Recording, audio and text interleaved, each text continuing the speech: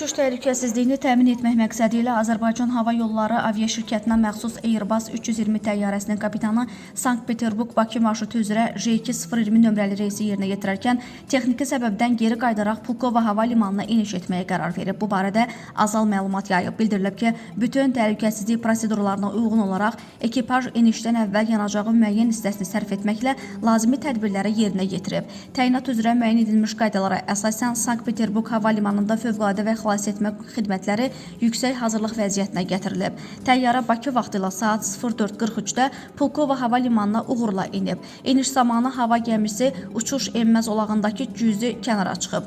Göyərtədə olan 155 sərnişin operativ şəkildə təxliyə olunub, xəsarət alan yoxdur. Sankt-Peterburqdan Bakıya sərnişinlərin daşınması üçün artıq digər Azal təyyarəsi göndərilib. Azal sərnişinlərə göstərdikləri təmkin və anlayış üçün təşəkkürünü bildirib. Pulkovo hava limanının xidmətlərinə peşəkar və koordinasiyalı fəaliyyətlərinə görə minnətdarlığını ifadə edir deyə aviaşirkətdən bildirilib.